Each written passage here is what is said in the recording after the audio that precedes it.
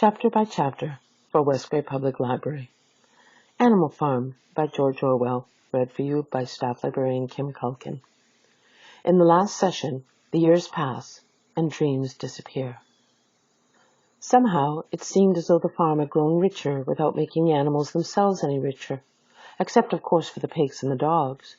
Perhaps this was partly because there were so many pigs and so many dogs. It was not that these creatures did not work after their fashion. There was, as Squealer was never tired of explaining, endless work in the supervision and organization of the farm. Much of this work was of a kind that the other animals were too ignorant to understand.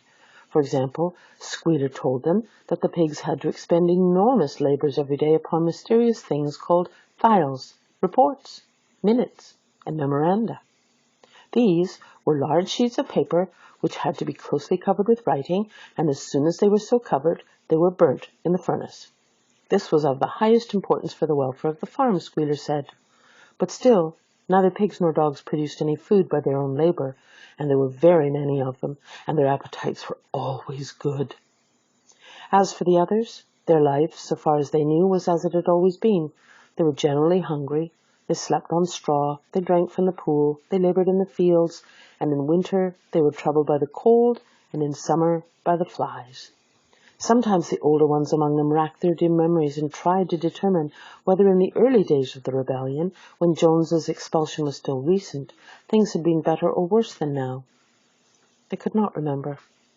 There was nothing with which they could compare their present lives. They had nothing to go upon except Squealer's lists of figures, which invariably demonstrated that everything was getting better and better. The animals found the problem insoluble. In any case, they had little time for speculating on such things now. Only old Benjamin professed to remember every detail of his long life, and to know that things never had been, nor ever could be, much better or much worse. Hunger, hardship, and disappointment being, so he said, the unalterable law of life. And yet the animals never gave up hope. More, they never lost even for an instant their sense of honor and privilege in being members of Animal Farm. They were still the only farm in the whole county, in all England, owned and operated by animals. Not one of them, not even the youngest, not even the newcomers who had been brought from farms 10 or 20 miles away, ever ceased to marvel at that. And when they heard the gun booming and saw the green flag fluttering at the masthead, their hearts swelled with imperishable pride, and the talk turned always towards the old heroic days, the expulsion of Jones, the writing of the 7 Commandments, the great battles in which the human invaders had been defeated. None of the old dreams had been abandoned. The Republic of the Animals, which Major had foretold, when the green fields of England should be untrodden by human feet, was still believed in. Some day it was coming. It might not be soon. It might not be within the lifetime of any animal now living, but still it was coming. Even the tune of Beasts of England was perhaps hummed secretly here and there. At any rate, it was a fact that every animal on the farm knew it, though no one would have dared to sing it aloud. It might be that their lives were hard and that all of their hopes had not been fulfilled, but they were conscious that they were not as other animals. If they went hungry, it was not from feeding tyrannical human beings. If they worked hard, at least they worked for themselves. No creature among them went upon 2 legs. No creature called any other creature master. All animals were equal. One day, in early summer, Squealer ordered the sheep to follow him and led them out to a piece of waste ground at the other end of the farm, which had become overgrown with birch saplings. The sheep spent the whole day there, browsing at the leaves under Squealer's supervision. In the evening, he returned to the farmhouse himself, but as it was warm weather, told the sheep to stay where they were. It ended by their remaining there for a whole week, during which time the other animals saw nothing of them. Squealer was with them for the greater part of every day. He was, he said, teaching them to sing a new song, for which privacy was needed. It was just after the sheep had returned, on a pleasant evening when the animals had finished work and were making their way back to the farm buildings, that the terrified neighing of a horse sounded from the yard. Startled, the animals stopped in their tracks. It was Clover's voice. She neighed again, and all the animals broke into a gallop and rushed into the yard. Then they saw what Clover had seen. It was a pig walking on his hind legs. Yes, it was Squealer, a little awkwardly, as though not quite used to supporting his considerable bulk in that position, but with perfect balance, he was strolling across the yard. And a moment later, out from the door of the farmhouse came a long file of pigs, all walking on their hind legs. Some did it better than others. One or two were even a trifle unsteady and looked as though they would have liked the support of a stick.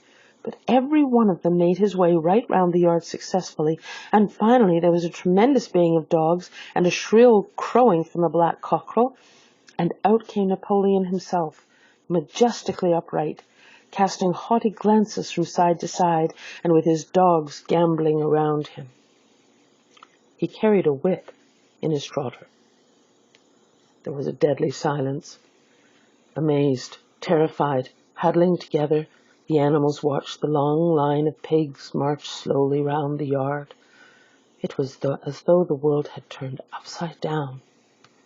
Then there came a moment when the first shock had worn off, and when, in spite of everything, in spite of their terror of the dogs and of the habit developed through long years of never complaining, never criticizing, no matter what happened, they might have uttered some word of protest. But just at that moment, as though at a signal, all the sheep burst out into a tremendous bleating of 4 legs good, 2 legs better, 4 legs good, 2 legs better, 4 legs good, 2 legs better.